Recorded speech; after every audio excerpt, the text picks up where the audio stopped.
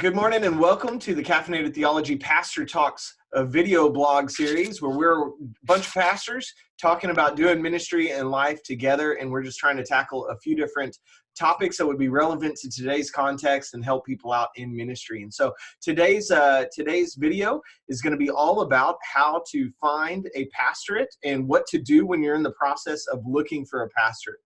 And so thank you so much for joining us on today's video. I'm joined by our normal co-host. The first one up is our almost doctor, Brother Sean Wagner, pastor of First Baptist Somerville. Hey, Sean, how's it going, man? Hey, almost good. Once we get past that dissertation, I'll have a different answer. That's right, man. How far along are you right now? I've turned in my prospectus to be edited by David Norman, and I'm just waiting for him to actually do something with it. Oh, well, that's good. We'll be praying for you to do that in that endeavor. And we hope that David can find the time in his busy professor schedule to be able to handle that. That's awesome, man. Hey, David, how's it going? Dr. David Norman, professor for hire. I'm trying to get the license plate of that bus that just ran over me. Goodness. You having a good morning, David? I'm doing all right. Drinking coffee, having a good start to the day. Dude, what's good in life? I don't know. I'm excited about this. I'm excited about the topic this week. So that's that. I'm ready to go. Let's do it. Let's do it. Let's rock and roll, man. That's awesome. Well, hey, this is one of those topics that we all kind of work through as pastors, because a lot of guys, what they do is they'll go through college, they'll go through seminary, and then they get to the end of their degree and they're searching for a church. Like, how do I find my first pastorate? How do I get into that? And so let's open this whole discussion out and say a few words of advice for those guys who are in the process or getting close to finishing up their seminary degree. They're looking for their first pastorate. Where do we go? What do we do? What's the next step, guys? What did y'all do whenever y'all got into y'all's first churches? So for me, I think the timing of when you actually start looking for a church is important. Don't wait until May when you're about to graduate and they're going to force you out of seminary and you got 2 weeks to find a church. This should be something that you know is coming up and something that you actually start the process and give it some time. Don't assume that God is just going to place you in 2 days and you're going to be the golden child. Give some time, some prayer, some thought. Look a year before you need to find a place, or be prepared to wait the period of time that it takes. It's not a quick process. You know, that's a good word, Sean, because even while you're going through seminary, you don't want to be just that guy who's a full-time student there and not practicing out in the workplace. When you're going to seminary, you want to be able to learn that information and then have the laboratory, which is the church, to be able to work out that information that you're learning while you're in seminary. And so as you're looking for your first pastorate, you should have already had some kind of ministry experience. You should have been praying in that process. And so it's more of a launching point for you for what you've already been doing. And so that's a really good word. You're leading up to it, because the practical thing is that when you're looking for a pastorate, a lot of times churches, they don't move quickly. No. It's several weeks or months. Sean, how long did it take for you to go through that process with Somerville? Somerville moved a little quicker than normal, but it had taken about a year, I think, overall, of when we started talking to when I started the actual pastorate position. And before that, I had been an interim pastor at a church, and that process took a while. And really, it isn't a quick process because of the nature of the thing. You've got volunteers on a pastoral search committee usually, and they're only going to meet about once a week or so. And so that naturally slows the process down. I was going to say, I think there also has to be an understanding that there's a different timeline if you're looking at a senior pastor versus a staff position. I think most of what we're talking about today is about a senior pastor, but if you're looking at a youth pastorate, if you're looking at a music ministry position, if you're in seminary and you're looking for that first opportunity, I would say you actually have more of a benefit of those kind of things happening fast. Usually, if those are being led by search teams they're ready to have somebody in place. Oftentimes those are being led by a personnel committee or even just a senior pastor in a smaller church. And so you can go faster than that in those scenarios. I've had staff positions where it was, a 2-month process. So you can go quickly if you're not looking at that senior pastor. That's all I was going to add. Yeah. But I guess the point in all this is that you need to be praying about it more than just like the week before. You don't want to get to graduation and go, okay, now I need to find a pastorate and start searching there. You need to be praying about it. You need to be preparing for it and things like that. Hey, David, as you're looking through like finding a pastorate and stuff like that, let's say I've been praying about it. I'm approaching graduation or approaching that point where I'm ready to step into a senior pastor role. What are some avenues and things like that I'm going to be working toward or looking at as far as, finding that position? So as we're kind of speaking to seminary students, the first thing I would encourage you to do is most seminaries, I know Southwestern has one. Southwestern has a good one, has a church ministry relations office. And I would encourage you to get your resume in there. I would encourage you to be looking at the board and make contact there. They're going to have churches that have, contacted the school. They've uploaded their information. They know what they're looking for. And so this helps you kind of get that online dating profile going for churches, for lack of a better metaphor. So I would start with that. But honestly, you and I both know there's no better connection than a relationship. And so a seminary might be helpful, but especially if you're on a church staff somewhere, if you're serving somewhere, frankly, if you just think back to the pastor that you grew up under or the church where you're a member, those guys are going to be able to offer the best suggestions, the best recommendations, and frankly, the best references for churches that are going to fit you. Oh, absolutely. So go to those guys who know you in ministry, have seen you work in ministry and been effective in ministry, and they'll be able to push you to where you need to be. Now, I will tell you that can be kind of daunting, especially if you're like a student pastor and you're wanting to step into the role of a lead pastor or something. It may be daunting for you to go to your lead pastor or senior pastor and go, hey, man, I want to leave your church. I want to go and take on my own church. That can be kind of scary to do that. But I can also tell you that as a senior pastor, that's not something that I would lament in. I would be excited for you to take that next step of ministry because I would see the ability or how God has used my ability to be able to pour into you as my student pastor.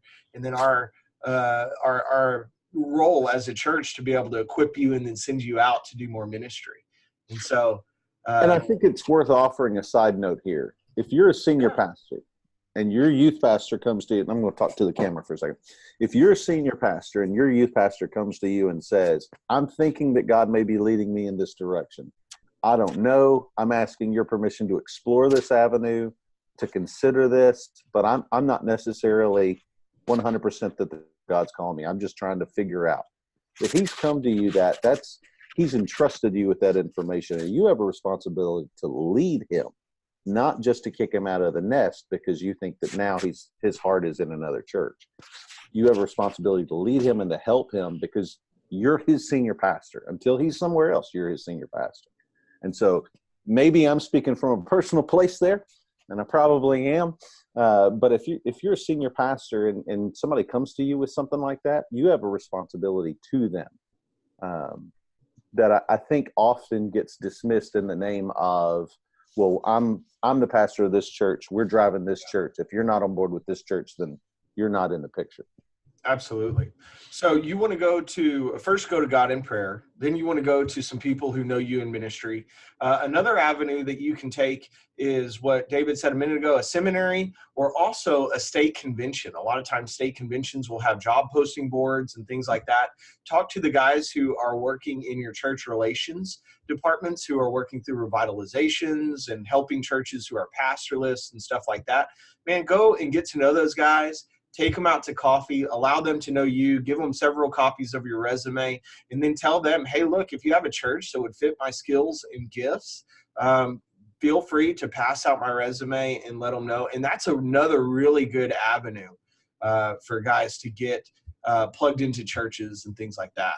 And so It's kind of like, it's kind of like these new companies that are out right now, who are kind of headhunters for Mhm. churches, except these guys, they're supplied by your state convention.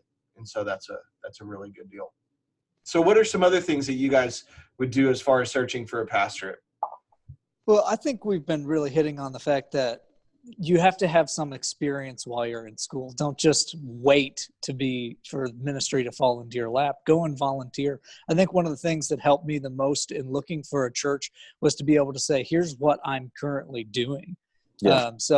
I was volunteering at a nursing home every Sunday to preach. So I wasn't just saying, well, I don't have any experience in preaching as well. I was called to preach, so I am going to do this, and here's how I show it, and that I'm called to do this. It isn't just academic to me; it's something that's important.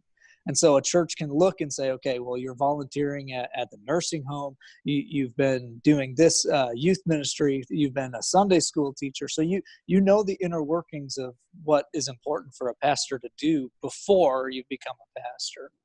Absolutely. That's a solid word, man. Solid word. Okay, so let's move on to the next question here. We prayed through it. We found some avenues to be able to submit a resume and things like that.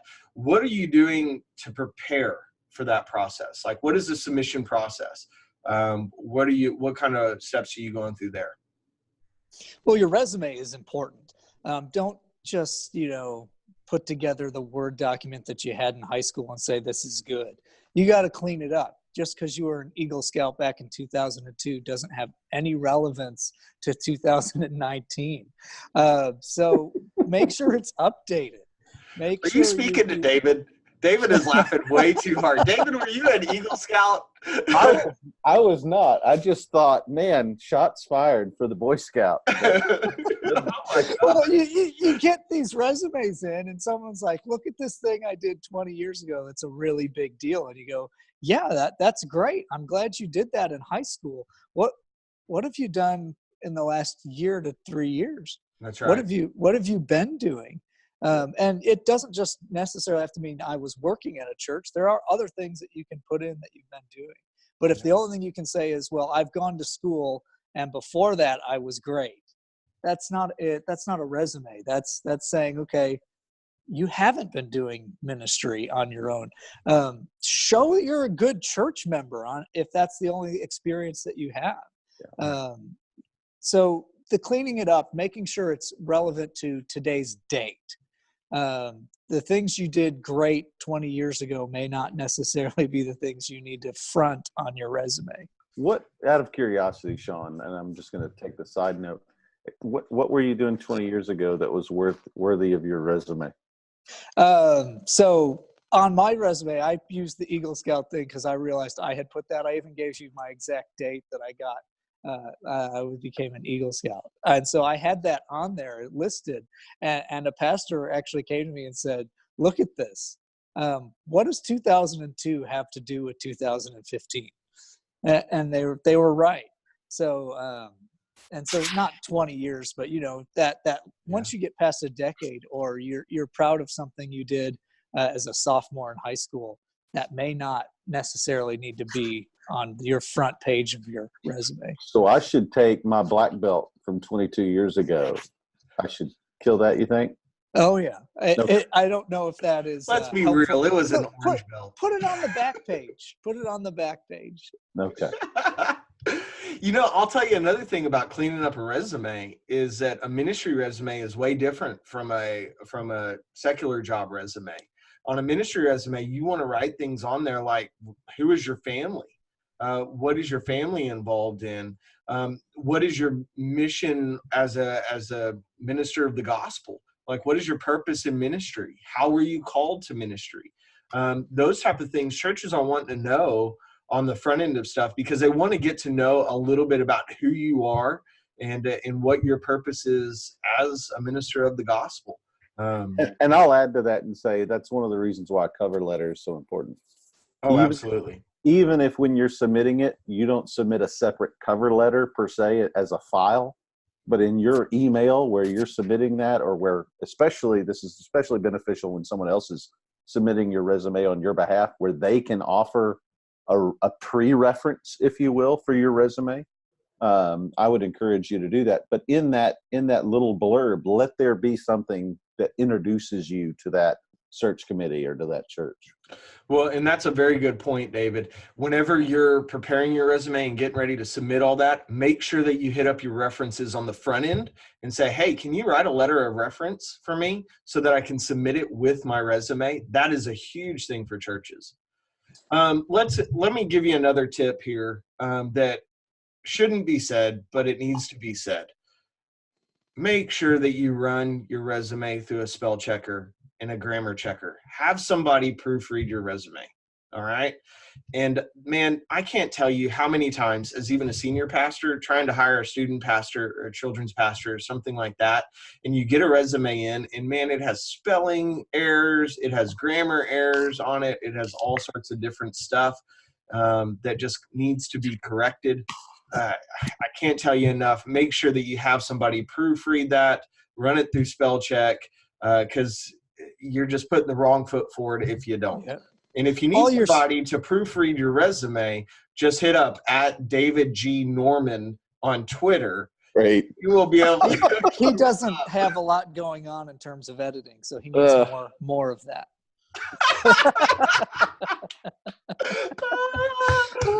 And I think his prices are pretty reasonable, if not free. So just hit him up on Twitter. No, we are just totally messing with David here. Oh man, but, I like putting the bus in reverse and going back over that bump, and then driving forward and doing it again, just to make sure we hit everything we wanted to hit there. Well, David, I hope you know you're loved, brother. Absolutely. I don't pick on anybody I don't actually like, because then it just comes across as mean. Yeah. Nice shot. Nice. And Jesus said, you shall know my disciples by the way that they rib one another on a video blog. See? Totally okay. It's completely all right. Is that the King James version? Or? Yeah. I think that was a Message or something like that. Sir Anthony. Oh my goodness, mercy. All right, guys, let's move on to the next question here. Let's say you have your resume submitted, you have it proofread, you got all of the stuff in there that you need to get in there, and let's say you begin to talk with churches. Okay, usually the first thing that's going to happen is you're going to have that church call you, and they're going to want to do either a phone interview, depending on distance, or they're going to want to bring you to the church to be able to kind of figure out who you are and ask you questions and things like that and interview you.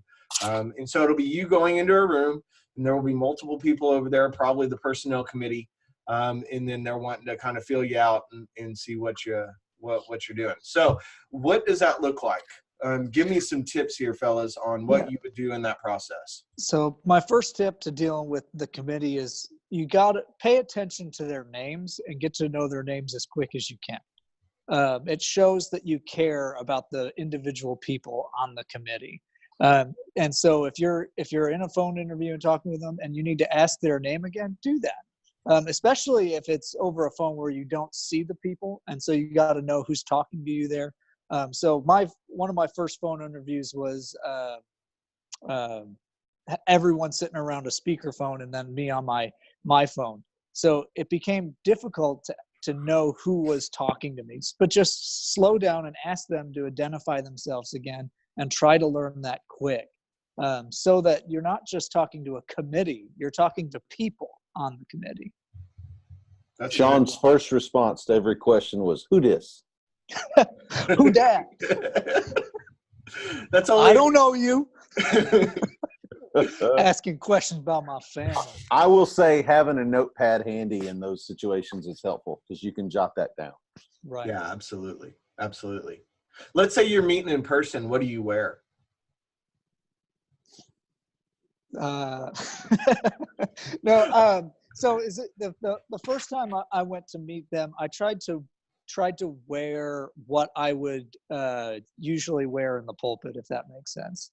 It was a little more formal. The next time we started meeting and talking or had a video interview, I tried to wear what I would normally wear to the office on a daily basis. Does that make sense? So the first time is, hey, this is my normal formality on a Sunday morning. The second time is, this is what I daily wear to the office and things.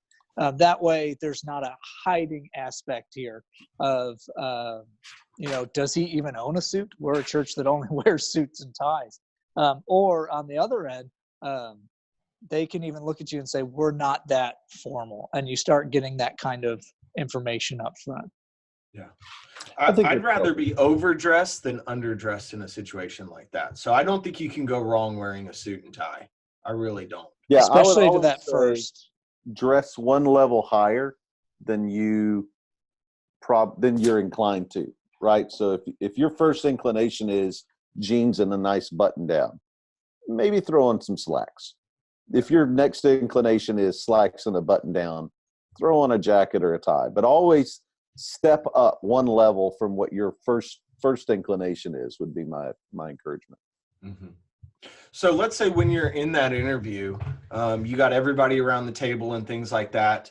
They start firing questions at you and stuff. How do you conduct yourself? What do you do once you're in that interview? What does that look like? Yeah, so I always am in a prayerful attitude. I've always got in the back of my mind, Holy Spirit, help me to be wise in this situation.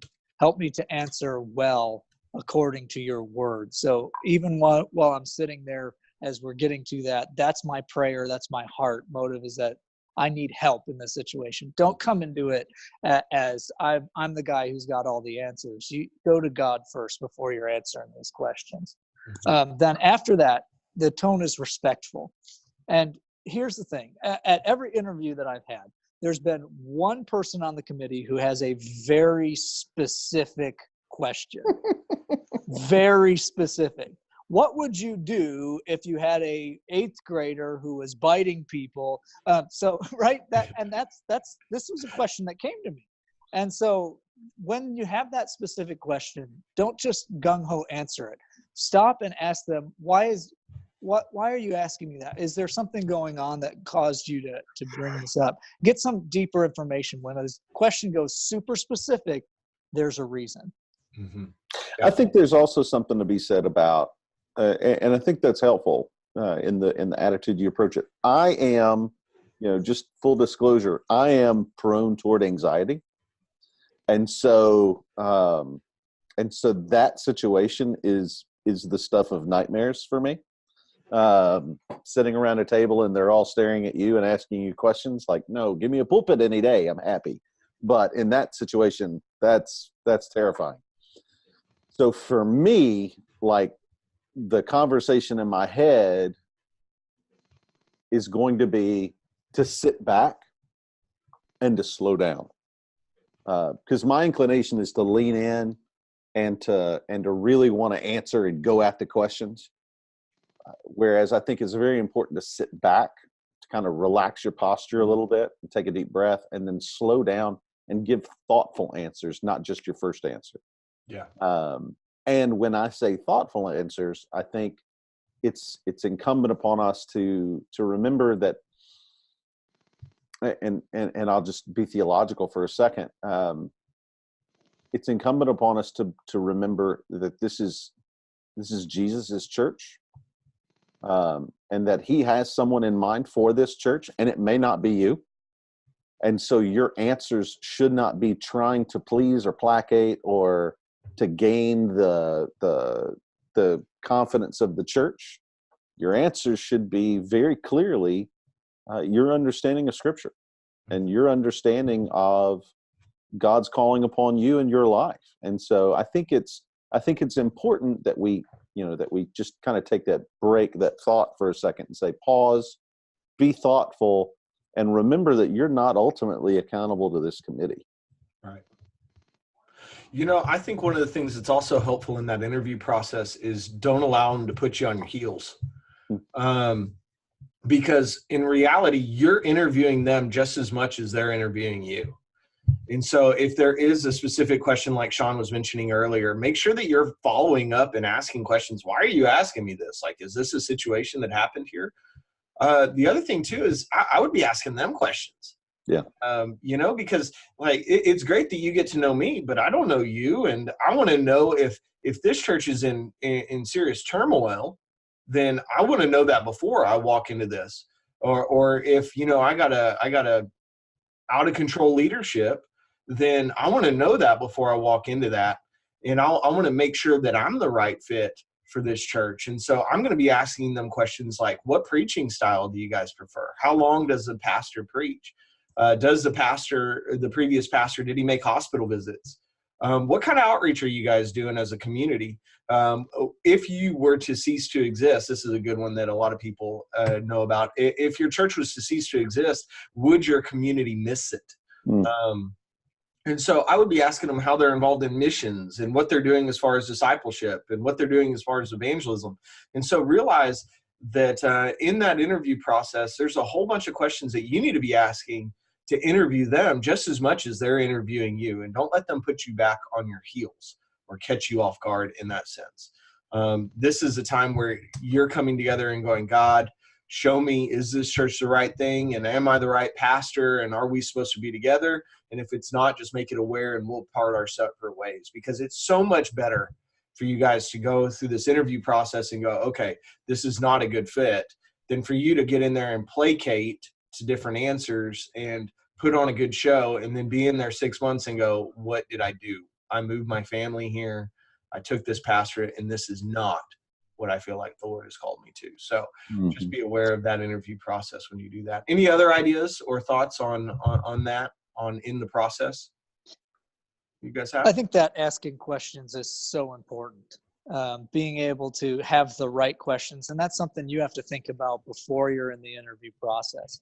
I like to ask, what's the history of the church? And that's kind of getting at the same of what are you doing? And so what individual members talk about when you ask them what's the history of the church tells you what's important to them about their church. So if they immediately go to outreach and missions, you have an evangelistic church. If they immediately go to fellowship and meals and times together, you've got a church that may be, more inward focused. So what is the history? And that becomes a very helpful barometer to say, okay, where is it at? And does it line up with where I'd like it to go? Yeah. Where God would be leading us to go. Where I feel the Lord leading it. Yeah. The other thing I was going to say was head off any concerns. So anything on your resume or in your past that would raise a question, head it off. Don't make them ask. I think you have a responsibility. You can explain it. That's fine. And they may be satisfied with your answer. It may be a non-issue for you, but if you think it might be an issue for them, speak to that.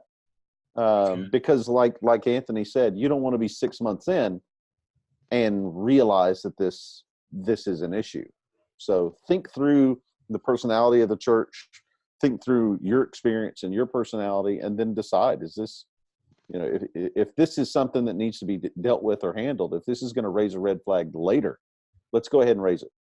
Absolutely. Absolutely. Guys, I just also want to let you guys know that we're going to have a post about 30 questions or so that you should ask every pastoral search committee coming up on the Caffeinated Theology blog. We're going to have a link in the description below. So make sure you click on that, go to our website. We have a ton of other articles and things like that are helpful for ministry and helpful for you. And this will be one other resource that we can just kind of give you to be able to walk into a church and go, okay, how do I dig deeper in these questions and things like that? So that's good. Check that article out and it'll be awesome. And as always, if you have an idea of what to do before a pastoral search committee, make sure that you're posting that in the comments so we can hear from you and kind of work through that ourselves. And so we'll help one another grow in ministry. It'll be good. All right, so let's switch. Let's say that we've turned in our resume, we've got our interview done, everything is great, and we have, heart-shaped eyeballs at this point. We are in love with the church. They are in love with us, and we're going in view of a call. So we're going to go and preach on a Sunday morning. They're going to vote on us on a Sunday afternoon. What do I do? This is like a serious thing. We feel like the Lord is here, and we're excited about it. And now David's going to tell us what to do. No, I just want to ask the question because I think this is a valid question. It's certainly something that I've heard disagreements and different opinions on.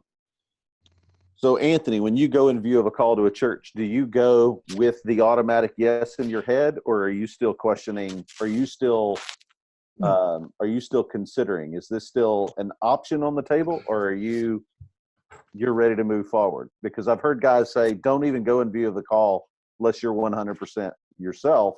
And I've also heard if you can't be, that still has to be on the table. What do you think? I think everybody's different. So in my first church, it was a huge jump for us. I was raised in the city. My wife was raised in the city. We were going to a city of about 850 people population. Church was a small and dying church, 45 minutes from the closest coffee shop. That was going to be an adjustment for me and my wife, or my wife and I. Notice what was really important to him. It was 45 minutes from the nearest coffee shop. I'm just saying, this is a culture shock for us. And so walking into that, we're going, God, are you serious? Are you really calling us to a county with more cows than people? That was a real deal. And so even up to that point, I remember my wife and I getting on the floor in our hotel room the night before I was going to preach and going, God, we need a sign. We need a sign. And we need you to show us something. And we both felt at that moment that God said, if this is where I'm calling you, you are going to be voted in by 97%. And I was like, all right. Well, the next morning, I had a deacon come in and say, what is it going to take for you to get here? I'm not sure we're going to have 100% vote or be full unanimous. I think we're going to be very close, but I'm not sure what that's going to be. And I said, it's got to be 90%. And he goes, well, what if it's 98 or 99%? And I said, I'm not coming. And he said, what if it's 96? And I said, I'm not coming. If it's anything other than 97%, then I'm not coming. And so I preached. They had their meeting. Then they came out, and I went to that church because the vote was 97%. It was 98, but one of the pastor search team voted no just to get it back down. Good night. That bus is rolling quick, man. Change your vote, dude. But anyway, like that's what happened at that church. When I came to the church I'm currently pastoring, I went through that interview process, and my wife and I knew. It was just like that. It was just, we had this peace, and it was like, okay, they're going to call in 2 days, and I'm going to go and preach and view of a call, and we're going to go. And so we started shopping for houses. So it just depends on it. For me, it depends on where you're going and what place you're in. Yeah. I think the big key to that is just being willing to go.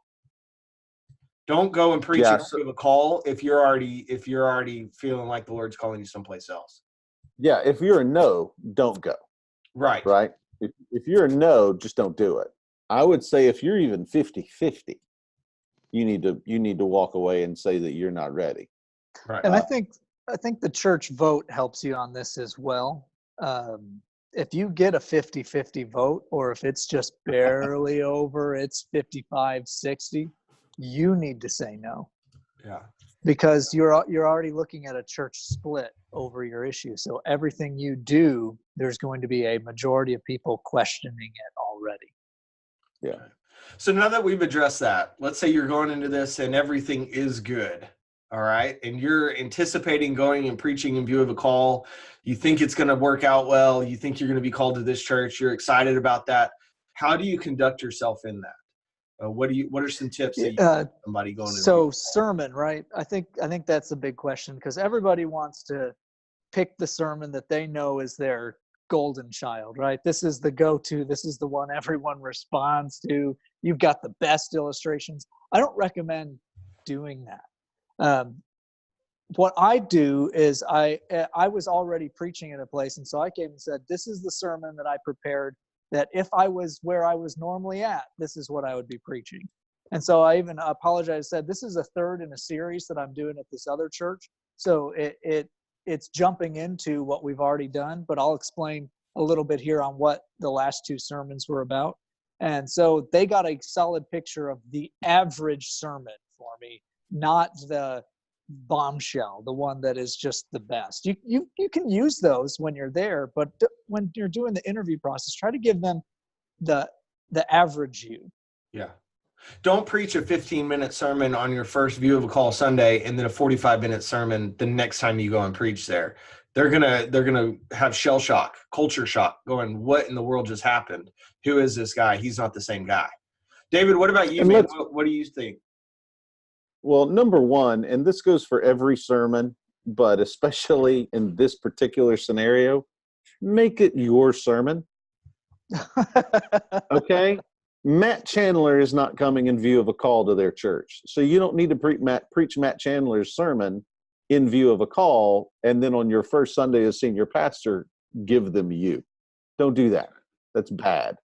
Well, don't ever preach Matt Chandler's sermon. The Lord called you to ministry. You preach. The Lord calls you to preach. Thank you. Yeah. Thank you. But that's another video blog.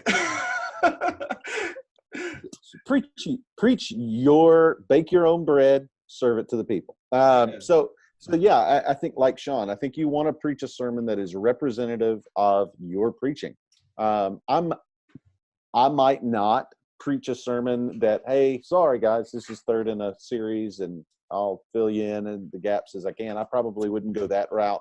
I would probably want to write a sermon specifically for that scenario. But I would just encourage you to lay your theological cards on the table as you go. So it needs to be representative of your preaching, but it also needs to be representative of your theological convictions. So any form of avoiding the question or, circumventing the system, any form of that, if you're hard on sovereignty of God and salvation, then let that be apparent in your view of a call sermon. If you are passionately evangelistic, let that come out. If you're passionately discipleship, let that come out. And I'm not pitting those against one another. What I'm saying is they should know what you're about. Mm-hmm. The entire church, because remember, you've gone through the interview process with the pastor search committee. You may or may not have had a chance to answer some questions and kind of do a town hall with the church itself. But this is really your opportunity to put your foot forward and say, this is who I am, and this is who we will be as a church if you call me as your senior pastor. That's and right. If you do that, you give them the best opportunity to make an informed choice. That's right. And that goes even not just with your preaching, but that also goes with what you're wearing. Make sure that you're wearing what you would normally wear. Don't show up and preach in a suit if you don't plan on preaching in a suit every Sunday. Go let the church feel who you are as a person and how you would lead that church, and just be authentic. Another thing that I'll give you too is that it seems kind of weird and awkward whenever somebody comes in view of a call, if they show up 5 minutes before the sermon. Don't do that. You're not a preacher for hire. If you're going to plan to pastor this church, start by getting to know the people. Show up when you would normally show up. So if they have Sunday school at 8, show up at 7:15, get to know some people, have coffee with people, go and tour the Sunday school classes, figure out what's going on, try and figure out the rhythm of what goes on a Sunday morning there and how you would fit into that. Yeah. And what you're doing is you're allowing people to see you outside of the pulpit from the very beginning. And that's what you want as a pastor. You don't want to go in there as a gun for hire or just a celebrity preacher. You want to go in there, let people find out who you are, then preach the message, stick around a while, and just let them fill you out. The whole point is that they're trying to sniff you out, see who you are. Give them that theology, give them that sermon, give them who you are regularly in your dress, and give them who you are regularly in your in your shepherding, in your shepherding, in your pastoral ministry and stuff.